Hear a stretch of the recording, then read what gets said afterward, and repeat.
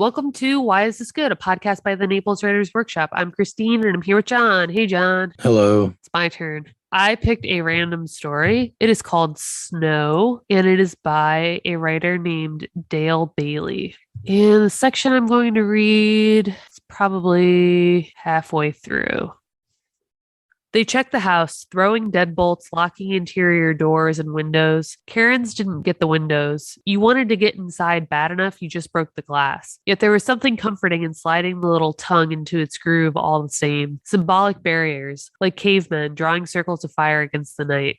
As for sleep, forget it. He leaned against the sofa, draped in his sleeping bag, envying Felicia, the oblivion of the oxycodone. Her skin was hot to the touch, greasy with perspiration. He could smell, or imagined he could smell, the putrescent wound, the inadequate dressing soaked with gore. Across the room sat Lanyon, the Benelli flat across his legs. At the window, her back propped against the wall, Natalie cradling the pistol in her lap. Karen's felt naked, with just the hunting knife at his belt. The snow kept coming, slanting down past the street lamp, painting the room with that strange swimming light. Lanyon's face looked blue and cold, like the face of a dead man. Natalie's too, and he didn't even want to think about Felicia burning up under the covers, sweating out the fever of the infection. We should look at her leg, he said. And do what? Natalie responded. And what could he say to that? Because there was nothing to do. Karen's knew that as well as anyone. Yet he felt compelled in his impotence to do something, anything, even if it was just stripping back the sleeping bag and staring at the wounds, stinking and inflamed, imperfectly splinted, oozing blood and yellow pus. Just keep doling out those drugs, Lanyon said, and Karen's knew he meant the oxycodone, not the amoxicillin, which couldn't touch an infection of this magnitude, however much he prayed, and he was not a praying man. He couldn't help recalling his mother dying in agony from bone cancer, the narrow hospital room, stinking of antiseptic, with its single forlorn window, the doctor, a hulking Greek, quick to anger, who spoke in heavily accented English. We're into pain management now, he'd said. How much is left, Natalie said, and Karen's realized that he'd been turning the prescription bottle in his hands. 10, maybe 15 pills. Not enough, she said. I don't think it's enough. And a bright fuse of hatred for her burned through him, for giving voice to thoughts he could barely acknowledge as his own. After that, silence. Karen's eyes were grainy with exhaustion, yet he could not sleep. None of them could sleep. Unspeaking, they listened for voices in the storm.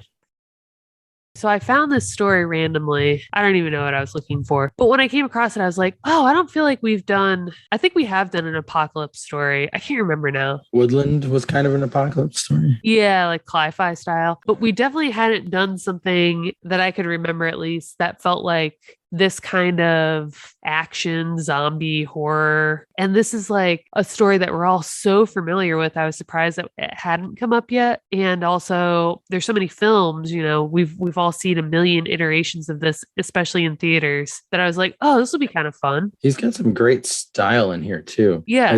While you're reading, I only just noticed that his eyes were grainy with exhaustion. And I hadn't noticed that when I read it the first time, but grainy with exhaustion is such an interesting phrase. I really like it. Yeah, I thought for as common as this type of story is, I still felt like his is one that I could probably, if you reminded me of it, I would say, oh, the one with the leg wound and like the critters. It's almost impossible when I read a story like this or watch a movie like this not to compare it to every other version that I've seen. But that's like what I find myself doing. And here at least I thought, okay, this kind of stood on its own. It tried to do something unique. And when we link to the story, there will be a link that you can click on through the same page where you click like an author spotlight. There's a Q&A with him. And so he talks about what he hoped to achieve with this story. And I don't think it's ruining it to say that he wanted not just to focus on, this is obviously his genre, right? Like these kinds of horror stories, but he wanted to focus on a situation where like aliens have invaded Earth or whatever, and it's an apocalypse and the end times, and we're all banding together to survive. And what he wanted to focus in on was how situations like that probably drive people to make like horrific decisions and kind of reveal the character. So that's the strength of a short story. Okay. I'm going to jump ahead to my takeaway now. I think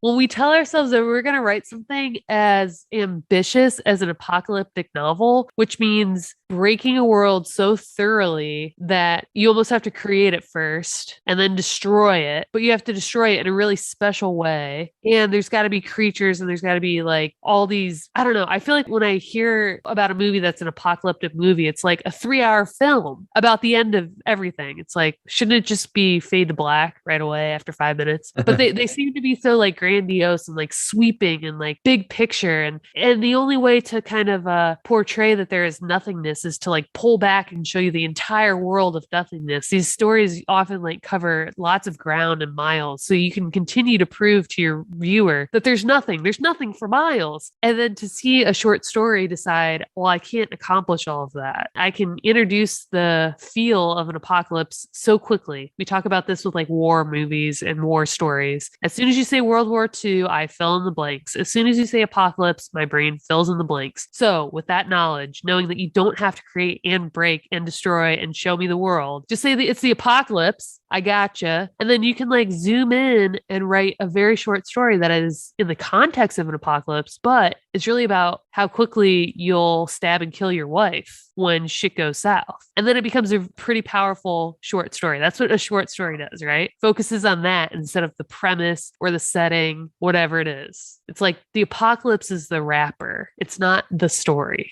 Since we're jumping to the end, let me talk about the ending based on what you just said. Because, the ending part is the crux of the story, right? It's like the decision he's forced to, like you said in his interview. That's exactly what I took out of it. Is like, he's being driven to this insane decision to stab her. I thought this was just beautifully done throughout. It was carried along, everything sang. This was a wonderfully written story. The only thing that I wish he had done is I wish he had spelled out that scene where he stabbed her in a little more gruesome detail, because I think that the moral implications of what he's doing and the cost of what he's to himself of what he's doing are the heart of it, are what's important here. And so even if it's just watching him stab her, watching her life fade out of her eyes, her grip on his arm or like soften as she dies or something, so that we can see it more clearly. It doesn't have to be 6 more pages. It's just like 2 sentences that just show us that moment a little more. I think could have like really hit that much harder. And that's a small little detail, but it's a big moment. And I'd like to see it more. I mean, we can imagine it, obviously, and we do. Obviously, yeah.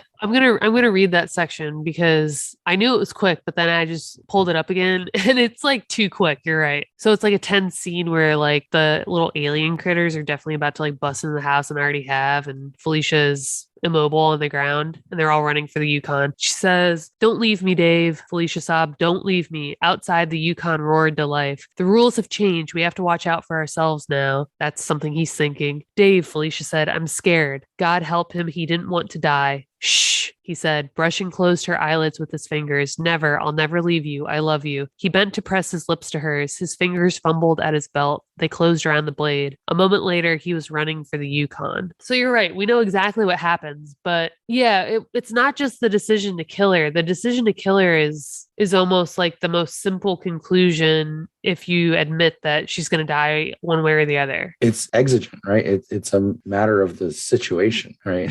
Yeah, like it's just that has to happen. Doing it is the right. hard part. Right, exactly. So doing it is what we didn't get to see. And the reason it's difficult is because of her reaction. He's already processed that he's going to lose his wife. He's already processed too that he has to do this thing, but we didn't get to see her struggle with that realization that's going to haunt him. It's not doing it that's going to haunt him. It's like the betrayal on her face, right? It's the horror, or like just I don't know what it would have been, like her understanding or recognizing or realizing what he just decided to do, because there's nothing from her throughout. She's literally just this like rotting corpse of a character. And like, she's got like this refrain where she's like, "I don't want to die. I don't want to die. I don't want to die. I'm scared. I don't want to die." She doesn't say anything like, "You should let me go. You should kill me. Like, I'm the weakest one." She has like almost no concept. And maybe it's like her feverish state because her body is like raging with this infection, but she's just like a singular note. And like, he has thoughts about what his wife means to him, but we don't really get to see her as having thought through any of this. So like, that would have been a moment too, to see her kind of of come to life. You said refrain, like she has that constant, like, I don't want to die, don't leave me, which is really important. Part of what you read to reach the ending is kind of this accumulation of all the different refrains and motifs that have been building up through this thing. Like early on, Natalie says something like, the rules have changed. We have to watch out for ourselves now. And that keeps coming back in his thoughts. And she says, don't leave me, Dave, don't leave me. And she said that before and will keep saying that. Even the line, God help him, he didn't want to die, had occurred like a little while before that. So all of these refrains are different, like kind of arguments that are coming to a boil for that moment. Like he doesn't want to die. Natalie keeps saying the rules have changed. Felicia says, don't leave me, but he has to face her and like, he knows she's dying. And then just the way that he wrote that leading up to the moment of decision with all those refrains kind of boiling over and like every other line was one of those, they gain so much meaning and so much weight and so much importance that as you're skimming through them, you feel all of that coming to a head in that final moment, which is why we know what happens, right? I think that was really remarkably well done. It's probably part of that as a horror writer. He's used to like building up to this really big kind of horrific, moment. And that kind of writing kind of helps get you there. But that was so well done with all the different motifs that keep coming back. I really like that. Yeah. The part about like the rules have changed. I don't know if you remember this from reading it, but Natalie, when she's introduced, is introduced like as Lanyon or his new girlfriend, Natalie, lithe and blonde and empty-headed as the last player in his rotating cast of female companions. I thought that, so I'm reading this thinking she's a ditzy blonde. By the end, she's the one carrying a gun, telling this guy to kill his wife. She's the most level-headed out of all of them. She's the one whose words are like the worm in his brain. He can't get them out of his head. He's like, she's such an idiot. She's such an idiot. I'm like, no, she's not. She's wielding a weapon. You're over here like pussyfooting around this choice. Yeah. Natalie's been like kind of a bitch about it. She's been really direct, but I thought it was an interesting kind of twist there for us to know that he thinks nothing of her. And she's like basically calling the shots. Oh, yeah. Later on, he says he's thinking about their situation. He's like, my friend is a venture capitalist. I'm a college professor. And she's what? A Broncos cheerleader? Who even knew what Natalie did? Yeah. I don't know. I got a writer that wins awards like this and,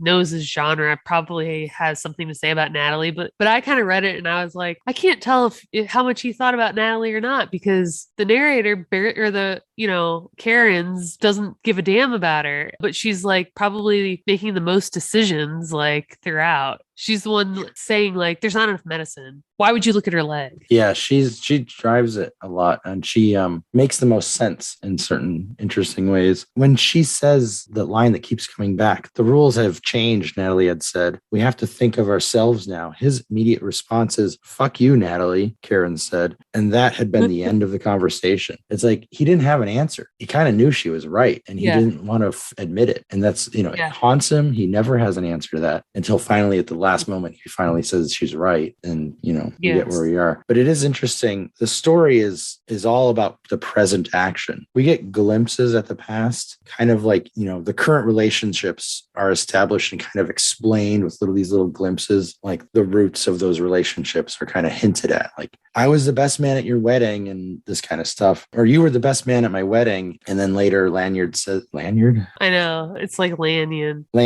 Lanyon says, I've known him forever. And I've known her forever and him even longer or something like that. So their current relationships are kind of defined by those past things, but the current action is highlighting their current personalities and their current character and who they are in this moment. We don't care so much about what they were like back then, because this is like a sharp break. As you said, we've broken the world. It's like, this is the apocalypse. You are no longer those people. This is who you are now. So we can kind of like get a sense of who they might have been and kind of this history, but it's not that important. So it doesn't need to be layered in so heavily the way a lot of short story writing where, the whole front third of a story is this backstory that kind of gives you who the character is. We just jump right into this situation and we get glimpses of the past, but the main thrust of the story is, who are these people at this moment? And so the glimpse of Natalie's past is like, who is she? Who knows who she is? But what she's doing right now is super important. Yeah. When I reread the beginning just now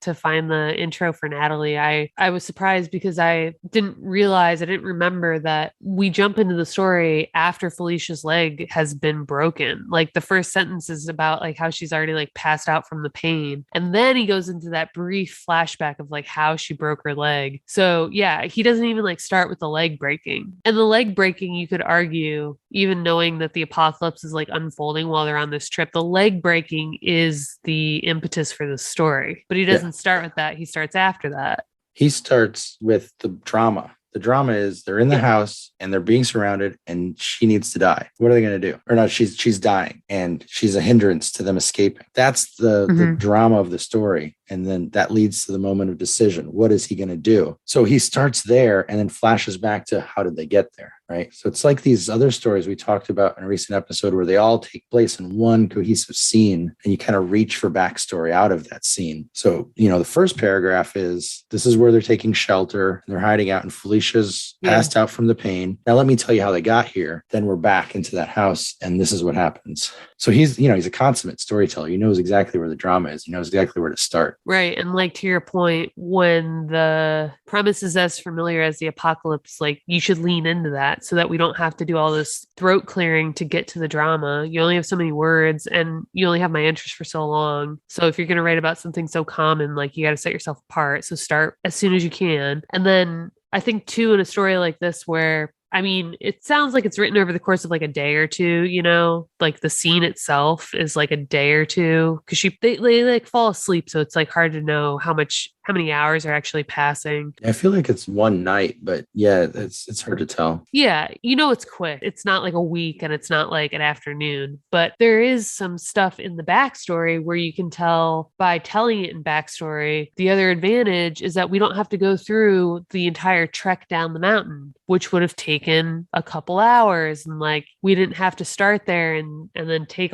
you all the way down. You just got to kind of summarize that. And you similarly didn't have to go through all of the logistics of like how they got her from A to B after she broke her leg. And I don't know, you can cut out so much stuff that otherwise people, when they're telling a story chronologically, sometimes get hung up on, right? Or that sometimes as a reader can be jarring if you skip. Like if you tell us some backstory, I'm absorbing the information knowing I'm getting it in summary versus expecting it to unfurl in a certain pace and for me to get to see everything. It's like, oh no, he's telling me what to pay attention to and I don't need to worry about those logistics. That's not the story. The story is them in the house and the aliens are coming. Yeah. And you also get to revisit things twice. Like the first time he told us how Felicia tripped, she like stumbled in the field of scree, broke her leg. That's enough. Later on, he revisits that and says, he remembers how he laughed at her when she fell. And then she said in that like plaintive kind of, I'm really hurt. And that this is going to haunt him. And then he keeps revisiting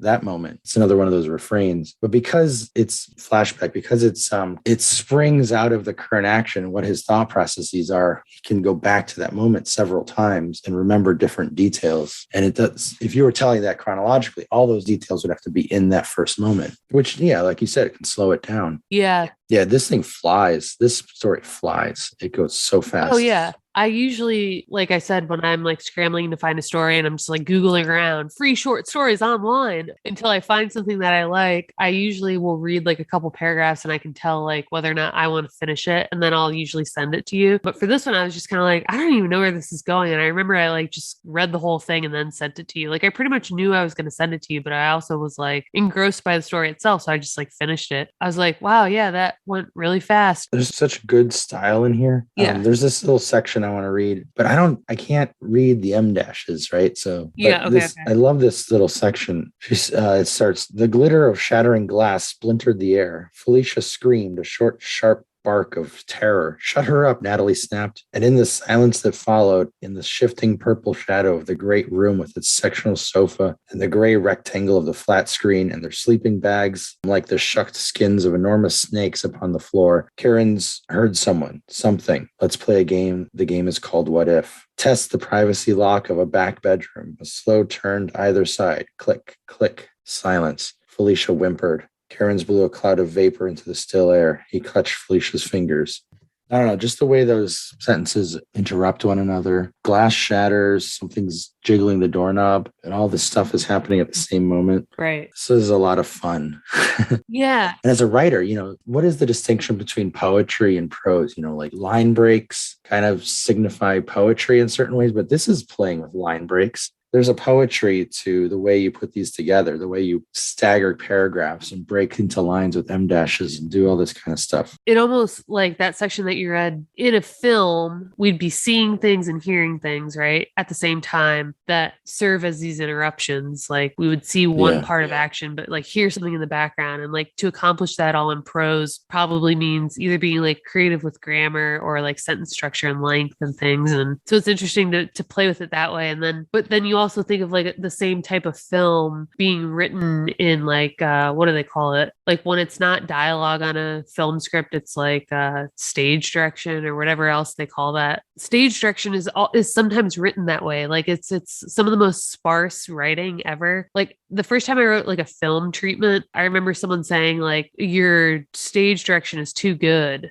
Like you're spending too much, you know? And I was like, well, good point, because nobody's ever going to read this. They're only ever going to see it. Like I'm describing it for the director, not for the viewer. So that was a bummer. But it's usually well done when it is sparse because it accomplishes something similar to what we're describing here, which is that you have to very succinctly and quickly tell the cast and crew what is happening all at once. And it would probably read something like that, where it's like glass breaks, this happens, this person says this. And it would be like this like staccato punctuation, like just like straight down the center of the page. And to read it in prose, like you said, you have to be like really clever. And it is almost like poetry. That's a good section to point out. You know, thinking about this on film. So he's talking to Felicia and she's saying, just don't leave me here. She said, don't leave me here to die. And he says, never. So if you're thinking about a film, cameras on them, maybe it's a 2-shot, maybe it's cutting back and forth between them. And then the glitter of shattering glass splintered the air. Felicia screamed. Do you cut to the window breaking, or do you just hear it and then she screams and then shut her up? Natalie snapped. Is it like a whip pan? Is it a cut? Is it like a push in? Like there's all kinds of camera moves you can do this. As you're doing the prose, you know, there's millions of different ways to do that too. Here he breaks it up with an M dash, but another writer might choose to have a period there, short, sharp bark of terror, period. Shut her up, Natalie snap. And instead of M dash and in the silence, like it was an interrupted sentence, you could just say capital I in the silence that followed. These choices there's thousands, there's millions, there's uncountable ways to present these things. Yeah. And so that's the fun of it. That's the playing around with it and figuring it out. I feel like, you know, in the workshop, I really wish we could spend more time. Nobody really wants this to happen, but when I write, I'll sit and think about like that kind of thing for 15 minutes before I write it down. Like, how do I want to do this little section? And maybe it's a waste of time at the end, but you know, we could talk about those things in the workshop. Like, why break the paragraph here? Why not break it there? Why not use, you know, an M dash here, a capital here, or whatever it is? You know, there's all kinds of things we could talk about, which is a good thing we don't, because you'd spend an eternity going over every story. Well, yeah, if we can't agree on the overall, like, you know, premise or character or ending, I would be reluctant to bring it down to the M dash level. But yeah, I know what you mean. And this is the kind of discussion though that is perfect for like high level writing with like you and one other nerd friend that are like super into your story. You think it's perfect, but you know it needs a little polish, or you're about to like submit it. And like these are definitely the kinds of decisions that high level editors recognize as having been difficult decisions or intentional choices. And they are like that level of polish, but it requires what you just said, which is that attention to detail. You don't accidentally write a scene that way. You don't just do it your first draft either. So it's absolutely worth like investigating at that level. It's not fun to do it in a group. So you're right about the workshop, but it's not because it's not worth discussing or because it's boring. It's because you can never get 15 people to agree. Oh yeah. You just want 15 readers to read a scene like Dale Bailey's just then and say, that was cool. Not why did he do it that way? Just like, oh my God, it worked. Yeah. I've seen this attributed to several different, in several places attributed to different people, but I've heard people say, you know, when a story is done is when you, in one pass, you take out a bunch of commas and the next one you put them all back in. It's like, okay, you're probably done. Yeah. Yeah. Oh, totally. Yeah. Where you start like doing and undoing your work. And by the end, like nobody can tell what difference any of it made. Yeah.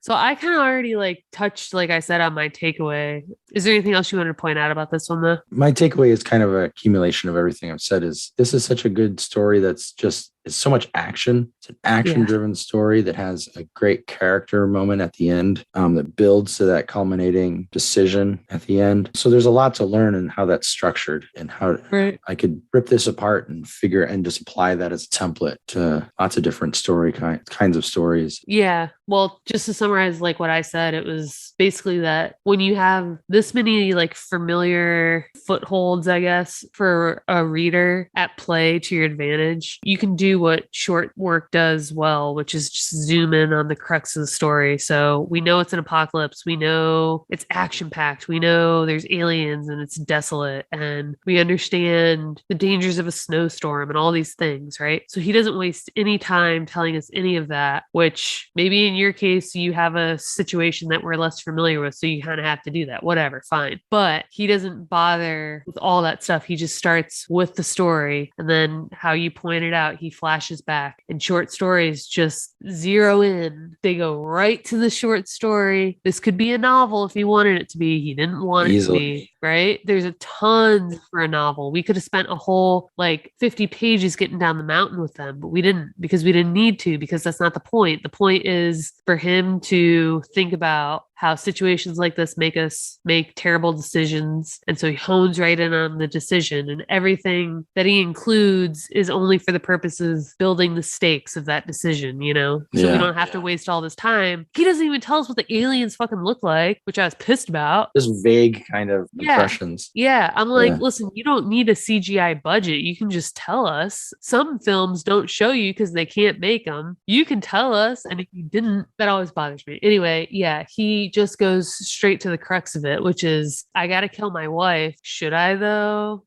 All right, thanks guys. If you enjoyed this episode, consider subscribing to our monthly newsletter at our website, napleswritersworkshop.com. And for daily writing tips, industry news, and great short fiction, join our Facebook group at facebook.com/groups/Naples Writers Workshop.